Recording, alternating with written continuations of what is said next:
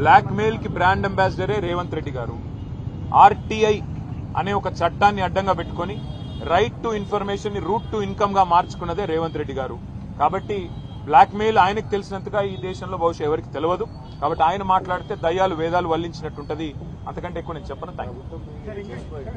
ప్రభుత్వం మీది, మీరు ఏ విచారణ చేయాలనుకుంటే ఆ విచారణ చేయవచ్చని చెప్పి నిన్ననే మా పార్టీ తరఫున చెప్పాం. మీరు ఏ ఎంక్వైరీ ఏ అంశం మీద వేయాలనుకున్నా మేము దాన్ని స్వాగతిస్తాము, సహకరిస్తాము. తప్పకుండా పూర్తి స్థాయిలో మేము ముందుకు వస్తున్నాం. అట్లాగే నిన్న మేము మా శాసనసభా పక్షం నుంచి ముఖ్యమంత్రి గారికి ఉత్తరం రాశాం. ఆయన బాగా ఉబలాట పడుతున్నాడు. మీరిద్దరు ఉత్తరం రాయండి, నేను ఎంక్వైరీ చేస్తా అన్నాడు. మేము ఇద్దరం కాదు, మొత్తం 40 మంది ఉత్తరం రాసినాం. చేయండి, ఏ ఎంక్వైరీ చేస్తారో చేయండి. అమృత్ కుంభకోణం మీద, టీడీఆర్ కుంభకోణం మీద, సింగరేణి కుంభకోణం మీద, హిల్ట్ కుంభకోణం మీద మేము దాదాపు 14 అంశాలు, హ్యామ్ స్కామ్ మీద, అన్నిటి మీద మేము ఆధారాలు ఇవ్వడానికి రెడీగా ఉన్నాం. ఏ ఎంక్వైరీ చేస్తావో అయ్యాయి, మొత్తం ఆధారాలు మీ చేతుల్లో పెడతాం.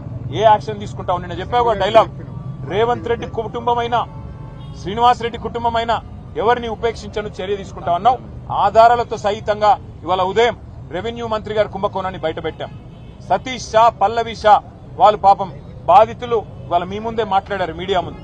దమ్ముంటే చర్య తీసుకొని ముఖ్యమంత్రి గారు చూపెట్టాలని చెప్పి కూడా మేము డిమాండ్ చేస్తాం.